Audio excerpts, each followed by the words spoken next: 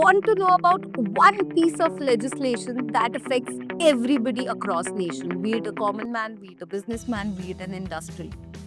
Hi everyone, and today we are having a deep dive into 2025 Finance Bill, a pivotal piece of legislation that is about to transform the entire financial as well as tax landscape of the nation.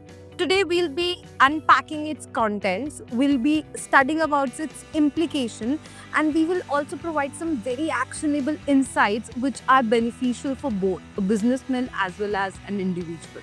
Now, to begin with, what is a financial bill?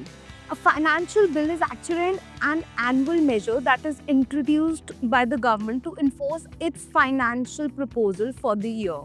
Now, this year bill has sweeping reforms when we talk about taxation, we talk about government spending, or we even talk about digital finance regulations.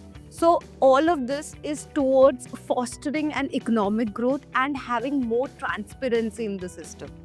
To start with the key legal changes, this year's big news is that government is cutting down upon the corporate taxes to help the companies to have more growth and obviously to deal with the economic ups and downs. And for individuals as well, there's a reason to smile because there's 10% increase in how much you can earn before you actually have to pay the tax. So you have more money to spend or to save. For example, think about a growing tech company, Technovate. So Technovate will now be saving at least 1.5 lakh each year, which means that they have more money for new projects and more brilliant ideas. And the third important key legal change are for those who are into digital money like cryptocurrency, because guys, buckle up your shoes, there are new rules coming. There's a more strict KYC, strict ID proof, especially for transactions which are above rupees 40,000 in order to help the increasing amount of frauds and scams. Now in this third segment, let's talk about what is the impact of these legal changes on business and on individuals. So for companies who are working on green technology, the government is offering up to 20% back in tax credit if you invest in eco-friendly projects. So for example, imagine a company like Green Power who installs solar plants. They can save up to rupees 20 lakh on a 1 crore project, guys.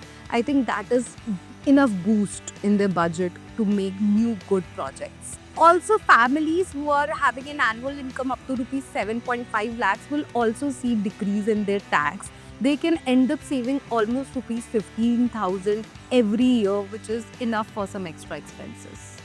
Now in the final segment of this video, let's actually see how to navigate the legal challenges that actually come along with this financial bill.